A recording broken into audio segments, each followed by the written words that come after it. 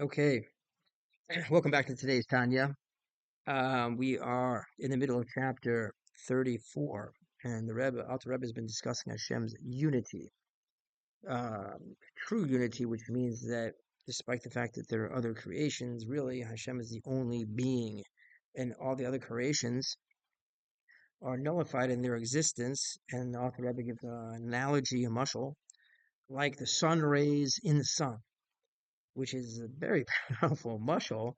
Um, the sun rays in the sun, because Dr. Rebbe is saying to the creations are like the rays of the sun in the sun being God, Kodesh Baruch Hu.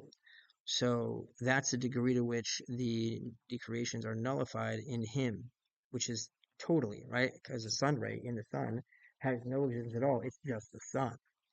So even though everything appears to have its own separateness and distinction, which it does from that point of view, from below up, from the bottom up, we see the differences and in the plurality of the world. And yet, in truth, all those things are like the sun rays are nullified to Hashem, like the sun rays in the sun. Now, let's continue today.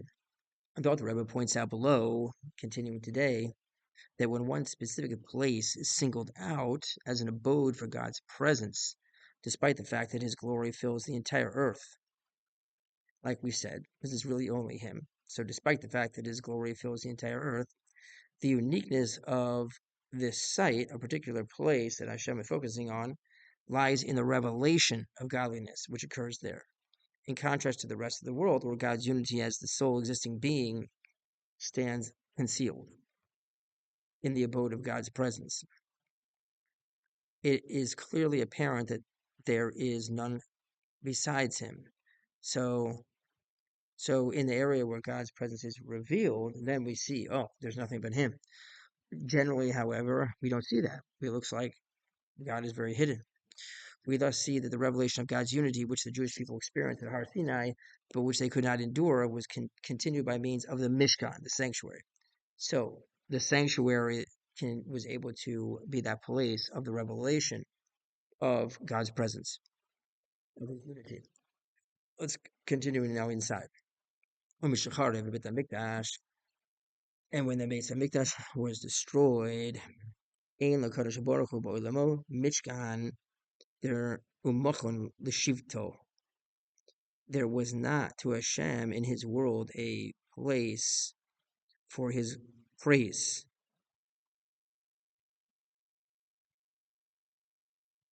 The Shivto. Or maybe, one second.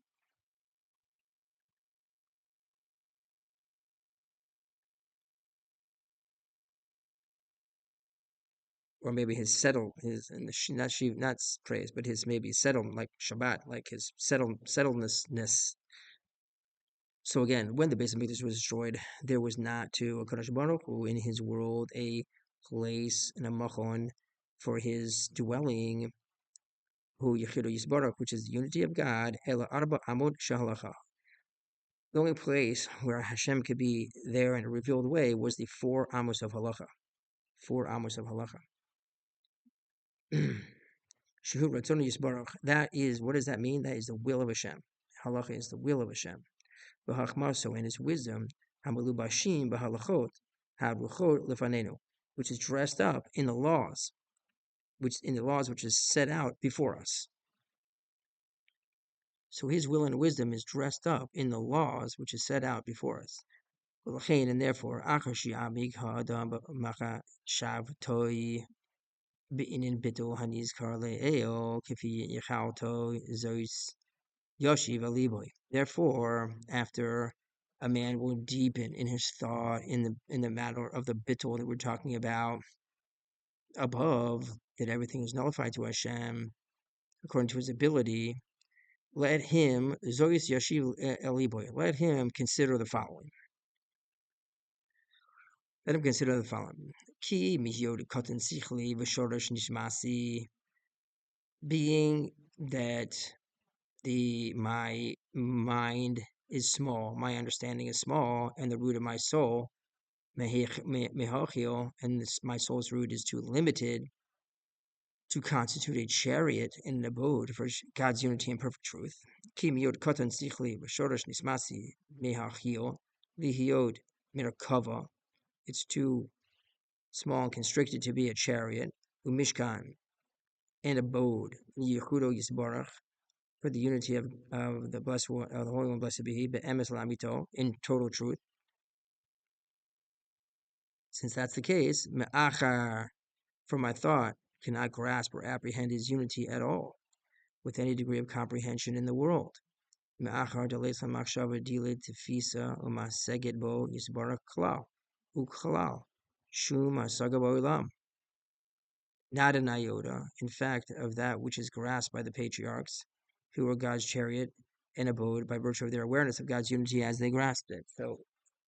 So we're not able to do that, to basically be that chariot. Although shemetz minehu, not even a little shemetz, a little bit of it, masagas ha'abos from the understanding of the abos and the prophets. Elazois eseloi mishkan. This being the case, I will make for him a dwelling, a machoin, a sanctuary and an abode. L'shivtoi, for his settling. Who asik b'talmud Torah? How are you going to make a place for Hashem? It's through working in Talmud Torah, kafi hapanai shali, according to my time which is available to me. Kavias 18 b'yom v'layla, and also establishing times in the day and the night. Kedas hanitna l'chol echad v'echad, according to the law which is given for every single person, behilchos Talmud Torah, in the laws of Talmud Torah. What does it say in the laws of Talmud Torah? Ukemaimer Rebbeinu Zeno Zikron Livracha, according to what I say, it says afilu perek echad shachris mechuli. Even studying one perek in the morning and one in the evening, which, if you don't have the time, that would satisfy your requirement of learning, and thereby making a dwelling for Hashem. Ubezeh yismach libo Elyakeem, and in this his heart will rejoice and be glad. And he will give thanks for his part, his place, with simchas uvetuv levav, in joy and with a good heart. That he is meriting the hiyot ushbazichan, to be a host, lagvura, to the mighty one, Kodesh Baruch Hu, pa'amayim b'chol yom, 2 times a day, according to the time available, his time available, and according to the capacity which God has granted him,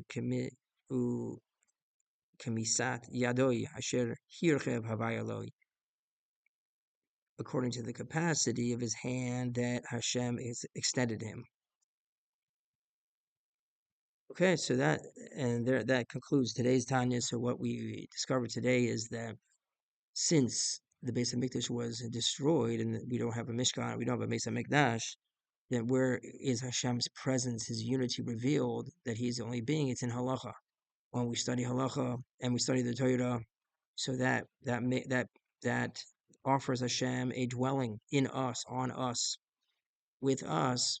That is the way that we create that dwelling now and forever, since Hashem and the Torah are one.